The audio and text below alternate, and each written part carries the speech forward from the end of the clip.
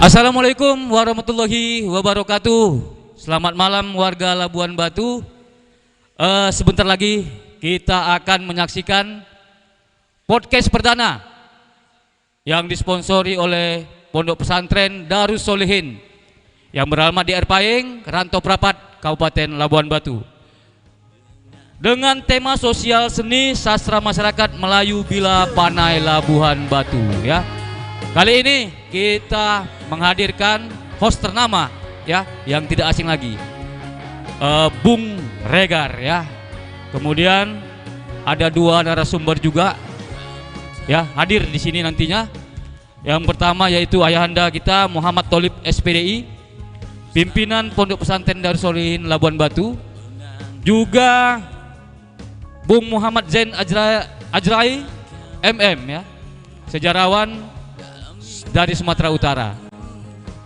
Kegiatan ini merupakan dedikasi dari Pondok Pesantren Darus Solihin untuk syiar ya, karena peran lembaga pendidikan ini selain untuk santri dan santriwatinya, juga untuk masyarakat atau warga Labuan Batu sekitarnya. Jadi kedepannya ini akan terus bergulir untuk kebaikan-kebaikan dan juga mencerdaskan khususnya anak-anak muda Islam Labuan Batu ya.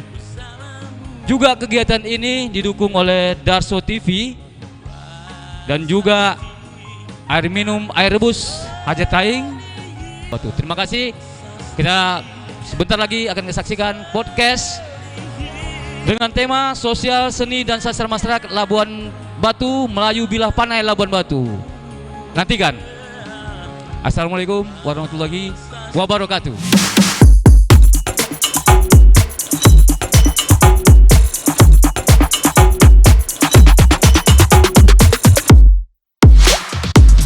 Bismillahirrahmanirrahim. Assalamualaikum warahmatullahi wabarakatuh. Alhamdulillah wa syukurillah wassalatu wassalamu ala rasulillah Muhammad sallallahu alaihi wasallam wa ala alihi washabihi ajmain. Amma ba'du. Salam. Kali ini ya ini mengenai sosial ya. Hari ini kita masih bersama dengan sejarawan Sumatera Utara ya, Bung Zain Ajrai sebelah ujung saya. Beliau adalah sejarawan Sumatera Utara, bisa juga dikatakan sebenarnya sejarawan nasional karena sudah di Jakarta Pusat dalam persentase mengenai sejarah Indonesia bahkan khususnya Labuan Batu. Dan beliau telah menerbitkan 6 buku ya bro, SNI standar, masih melaksanakan bedah buku yang beliau tulis khususnya tentang Labuan Batu. Selamat datang Bung Zain. Kemudian yang sebelah kanan saya adalah seorang kiai ya, atau ulama muda Labuan Batu, yakni Buya Muhammad Tholib SPDI, yang bentar lagi akan menyelesaikan masternya YIN ya. Beliau adalah pimpinan sekaligus pendiri Pondok Pesantren Darus Solihin yang ada di Aikpaing, Rantau Prapat, Labuan Batu. Beliau juga di pesantren Darus Solihin ini sekitar 1.500-an siswa santri ya, dan dinaungi oleh guru-guru yang sudah profesional tentunya, yang dalam hal ini masih dalam juga pengembangan pendidikan pesantren Darus Solihin di daerah Labuan Batu. Baik, kita juga dihadiri oleh rekan-rekan yang ada di sini. Ada owner Hai Kopi dan Yusui di belakang yang membantu penuh acara kita. Kemudian tadi dibuka oleh saudara Ogut ya, aktivis Sumatera Utara. Baru di sini juga kita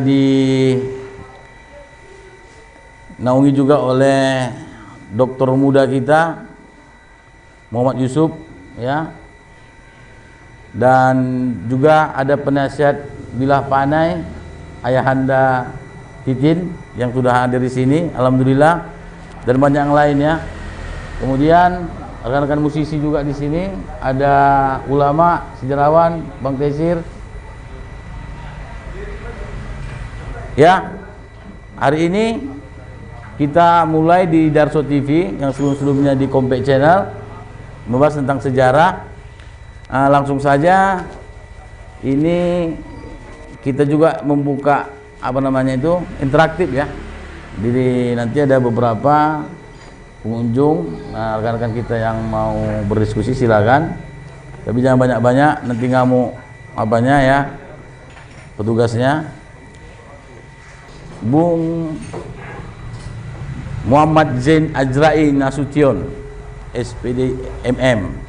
Kita sebelumnya sudah berkali-kali diskusi di Kompak Channel mengenai sejarah. Hari ini kita tentang sosial budaya bilah panai seperti itu ya. Bisa nggak sebelumnya kita diskusi tentang profil Bro dulu seperti sebagai sejarawan Sumatera Utara, kira-kira ada akan sampai 6 tulisan yang akan dibuat dirangkum. Bisa nggak kira-kira Bro jelaskan sebagian lah gambaran tentang buku tulisan tersebut? Silakan. Baik, bismillahirrahmanirrahim. Assalamualaikum warahmatullahi wabarakatuh. Waalaikumsalam. Nama saya Muhammad Zain Ajrai Nasution. Biasa sehari panggil Jen begitu ya. Ada yang manggil Bang Jen, ada yang manggil Pak Jen gitu ya. Lahiran besar di Rantau Prapat. Sehari-hari memang memiliki ketertarikan lah terhadap kultur kita ya, sejarah kita.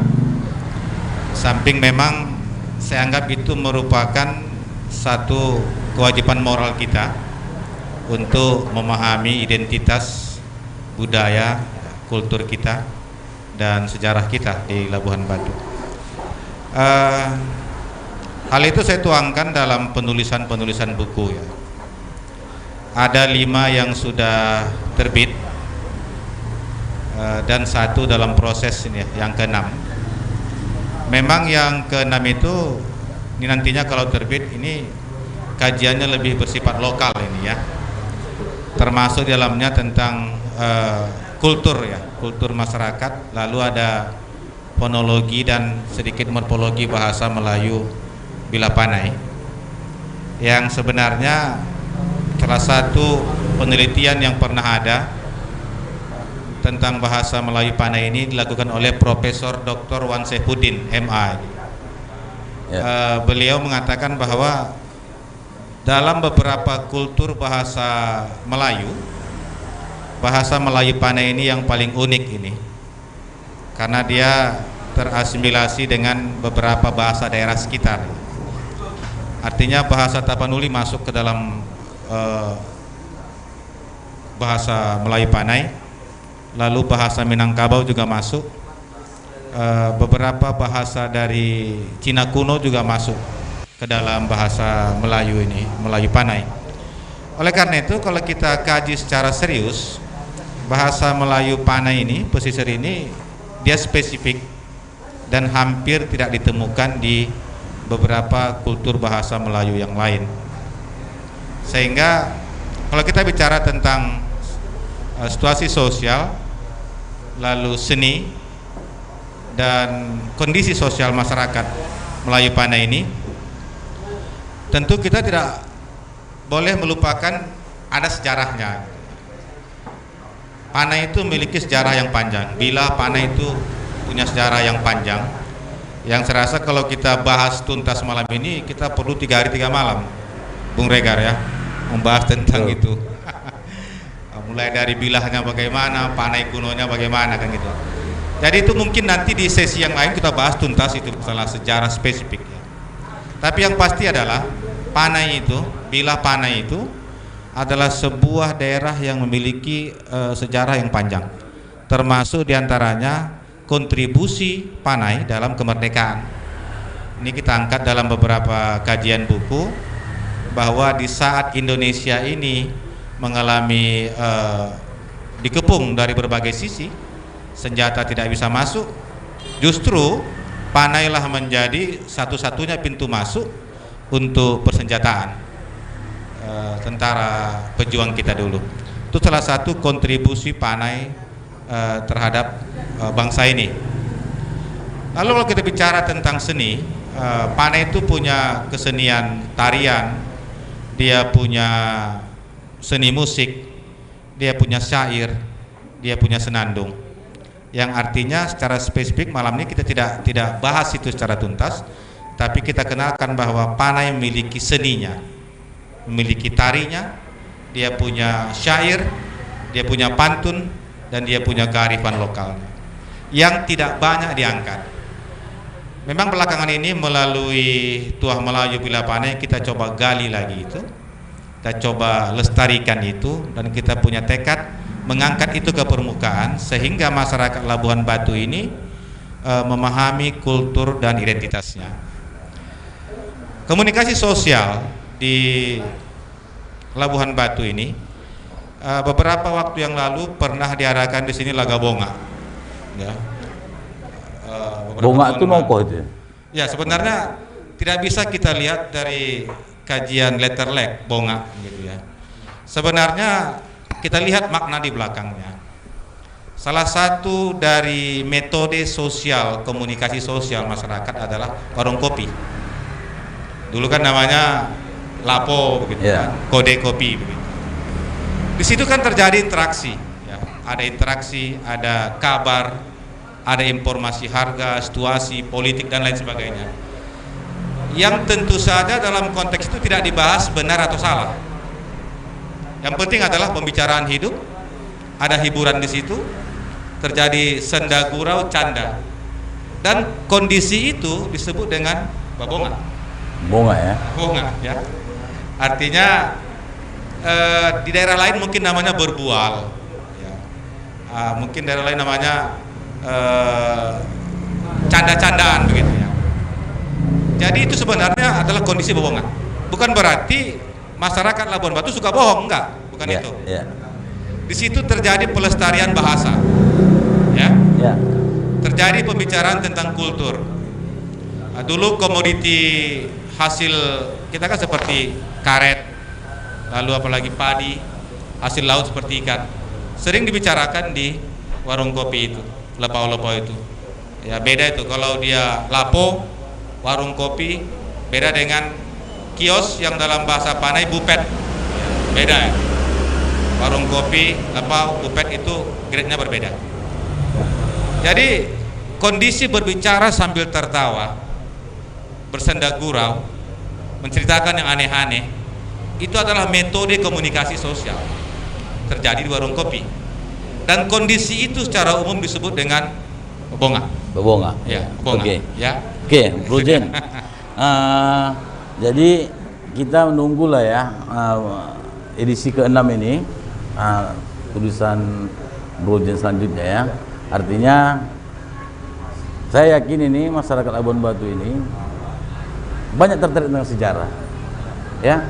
Sebab kita ini orang-orang tua ini kan sudah kehilangan cara ya untuk menurut saya ini dengan cara untuk bagaimana memberikan karakter, memberitahukan karakter daerah kita ini seperti apa gitu. Karena kan budaya itu kan mempengaruhi karakter bangsa, kira-kira seperti itu. Ya, saya tambah sedikit. Ya. Dalam buku yang ke-6 ini ada satu bab saya bahas tentang pantang dan larang. Iya, iya. Pantang dan larang dalam masyarakat Melayu Bila Panai. Ya. Jadi sebenarnya orang-orang tua kita dulu itu banyak memberikan pesan-pesan moral. Ya. Dalam pantang, ya kan, pantang dan larang. Seperti misalkan anak gadis tidak boleh duduk di tangga. Betul. Ini kan tanpa dijelaskan ini maknanya apa ini. Anak gadis tidak boleh duduk di tangga, kan begitu. Rumah dulu kan tinggi-tinggi. Ya. Anak gadis tidak boleh duduk di tangga. Maknanya adalah kalau anak gadis duduk di tangga, dikatakan, oh nanti jauh jodohnya. Sebenarnya nggak ada hubungan, tapi kalau dilihat kajiannya begini. Ya. Kalau duduk di tangga, mungkin auratnya tersingkap. Ya. Tersingkapnya aurat membuat stigma negatif terhadap anak gadis tersebut. Sama dengan kalau menyapu lantai, kena kaki, kenapa diludahi? Betul. Kan begitu? Betul. Sebenarnya simpel saja. Sapu itu kan mengandung kotoran. Ya. Nanti sial katanya. Itu sapu mengandung kotoran. Kalau kena ke tubuh otomatis bakteri atau kumannya bisa ini Betul. melangkit. Itu Melangkit. salah satu. Lalu sering lagi begini. Kalau makan jangan langsung dari periuknya gitu ya. Nanti kalau kawin wajahnya hitam, tumbang balanga kata orang. Sebenarnya nggak ada hubungannya. Ini masalah adab. Adab. Ya. Ada piring, ada pinggan itu lebih baik dibandingkan makan langsung dari periuk tadi. Ya. Satu lagi, Ya. congok ya. Kesannya congok ya. Congok, ya. Itu salah satu diantaranya. Lalu malam tidak boleh beli jarum, beli peniti, itu contoh itu kan. Ya. Kadang-kadang kita ke warung malam beli jarum, dibilang nggak ada. Sebenarnya simpel saja. Kalau bermain benda tajam pada malam hari, resiko tercucuk tangan Ya. atau kena ke mata itu kan tinggi. Artinya orang tua dulu tidak menjelaskan makna pantang dan larang itu secara spesifik. Siap. Hanya dimaknakan dengan itu pantang seperti itu. Tapi ada nilai-nilai moral dan kearifan yang sekarang kita lupakan. Ya. Ya, Itulah yang membentuk karakter tadi. ya, karakter yang menghasilkan identiti, Baik. identitas kita. Ya. Suatu daerah tidak akan maju kalau tidak menguasai atau memahami identitasnya. Betul, sepakat. Itu sangat sepakat. Terima kasih, Bro Jen ya.